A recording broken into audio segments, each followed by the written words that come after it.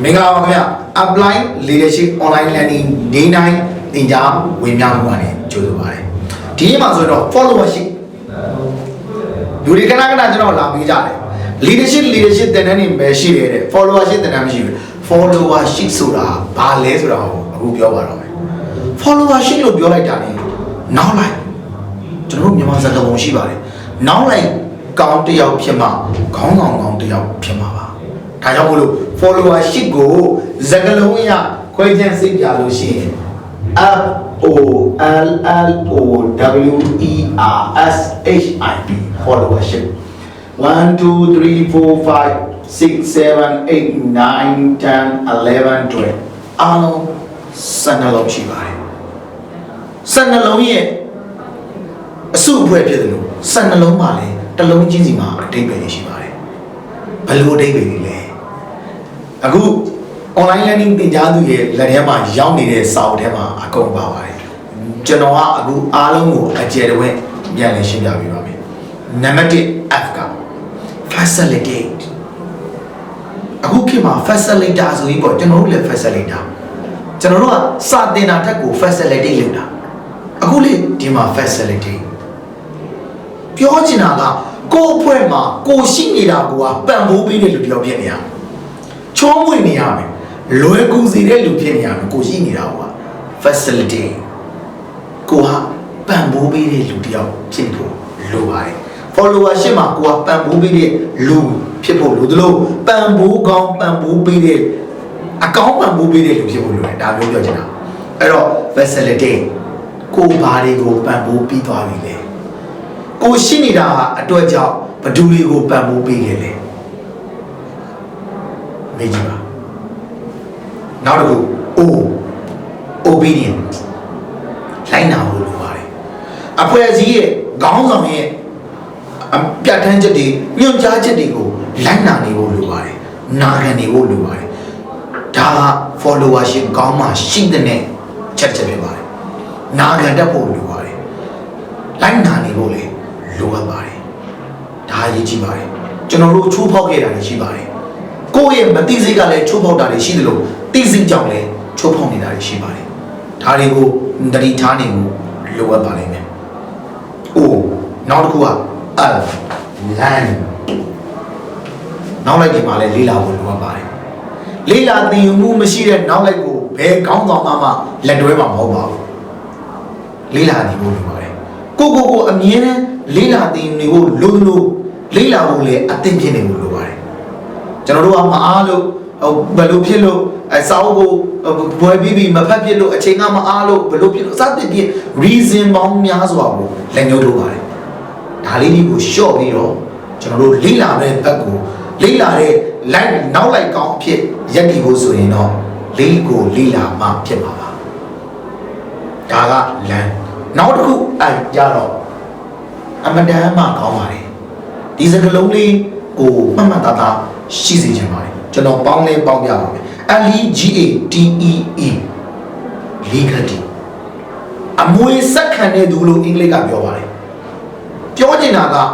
အမွေစက္ကန့်တဲ့သူဘာကြောင့်ဒီစကလုံးသုံးရတာလဲကိုကြောင့်ဘာလို့ဒီစကလုံးကိုသုံးရတာလဲအတိတ်ပဲရှိပါတယ်ကျွန်တော်တို့ကတာဝန်လွှဲကန်တဲ့လူမျိုးဖြစ်နေဖို့လိုပါတယ်နောက်လိုက်တာခေါင်းတော့နေကတစ်ချိန်ချင်းအာနာလွှဲတယ်သို့မဟုတ်လုံးပိုင်ဝင်ပေးတယ်ဆိုရင်စက္ကန့်တဲ့သူဖြစ်နေဖို့လိုပါတယ်စက္ကန့်နိုင်တဲ့လူမျိုးအဖြစ်အသိရှိနေရပါဘူးဒါမျိုးကိုပြောတာပါစက္ကန့်ဝင်ရှိတဲ့လူမဟုတ်ပါဘူးစက္ကန့်ဖို့အသိဖြစ်နေဖို့လိုပါတယ်ဒါမှနောက်လိုက်ကောင်းဖြစ်မှာပါသူကလည်းအဲ့ဒါမှတာဝန်ပေးဖို့အတွက်အသိရှိနေပါပါသူကလည်းတာဝန်ပေးသလိုကိုကလည်းစက္ကန့်တဲ့သူအဖြစ်အသိရှိတယ်ဆိုရင်သူကတာဝန်ပေးမှာပါဒါဆိုစက္ကန့်သူဖြစ်လာပါလိမ့်မယ်ကျွန်တော်ဆိုလိုတာကိုဖြည်းဖြည်းစဉ်းစားကြည့်ပါမိတ်ဆွေအနေနဲ့စက္ကန့်ကိုစက္ကန့်မဲ့ဒူကောင်းတယောက်ဖြစ်ပြီလားကို့မှာအရေးချင်းနေဘာတွေရှိနေလဲထပ်ထည့်ဖို့ဘာတွေလုပ်သေးလဲဒါတွေကိုသိဖို့လိုအပ်ပါလိမ့်မယ်နောက်တစ်ခု opinion ထင်မြင်ယူဆချက်နောက်လိုက်ကောင်းတယောက်က feedback ကောင်းကောင်းပေးဖို့လိုတယ်ထင်မြင်ချက်ကောင်းကောင်းပေးတတ်ဖို့လိုတယ်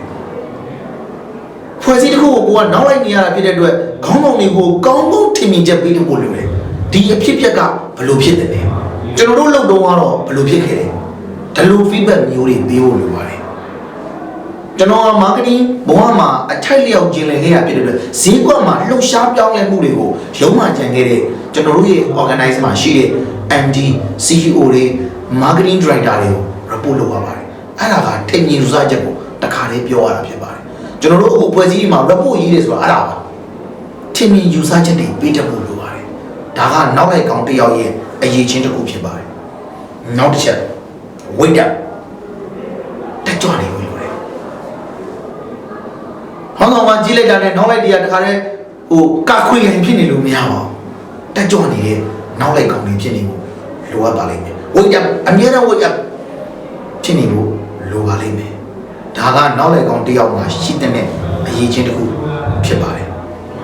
နောက် eagerly စိတ်အားထက်သန်နေဖို့လည်းလိုပါတယ်ခေါင်းဆောင်ချမှတ်ထားတဲ့အဖွဲ့အစည်းကချမှတ်ထားတဲ့ရည်မှန်းချက်တွေကိုစိတ်အားထက်သန်မှုအပြည့်နဲ့လုပ်နိုင်တဲ့နောက်လိုက်ကောင်းတွေဖြစ်ဖို့လိုပါလိမ့်မယ်ဒါမှနောက်လိုက်ကောင်းကလည်းစိတ်အားထက်သန်စွာအလုပ်လုပ်မှခေါင်းဆောင်တွေကလည်းစိတ်အားထက်သန်မှုအပြည့်နဲ့အလုပ်လုပ်ကြမှာဖြစ်ပါတယ်ဒါက eagerly နောက်တစ်ချက်က relation ဆက်ဆံရေးကောင်းဖို့လိုပါတယ်ကျွန်တော်ရဲ့သင်ခန်းစာအစမှာကျွန်တော်သင်ကြားခဲ့ပြီးဖြစ်ပါတယ်ဆက်ဆံရေးကောင်းဖို့လိုအပ်ပါလိမ့်မယ်နောက်လိုက်ဒီမှာဆက်ဆံရေးမကောင်းတဲ့နောက်လိုက်တွေဆိုရင်အချင်းချင်းတောင်လုပ်ဖို့ခိုင်းပဲအချင်းချင်းတောင်ပြင်မြင်ဖို့ခက်ပါလိမ့်မယ်နောက်တစ်ချက် S service other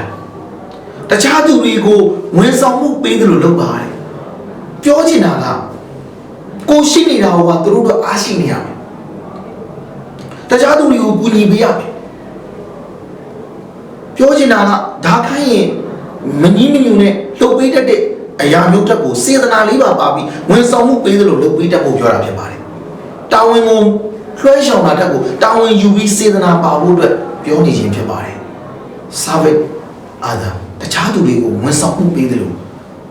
ကိုအချင်းချင်းတွေကိုအလုပ်တွေကိုရဲ့ customer တွေကိုဝန်ဆောင်မှုပေးသလိုကောင်းကောင်းပေးဖို့ပြောနေခြင်းဖြစ်ပါတယ်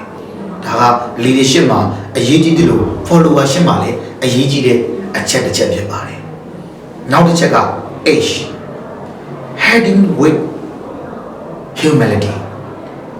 ပြောချင်တာကကုညီမှုနဲ့အတူနှိမ့်ချမှုရှိပါသေးတချို့ကကုညီပေးတယ်ပြီးတော့မနှိမ့်ချငါကုညီပေးတယ်ဆိုပြီးတော့ဂုဏ်ယူတတ်ပါတယ်ကုညီပေးခြင်းရဲ့နောက်မှာနှိမ့်ချမှုလည်းပါပါတယ်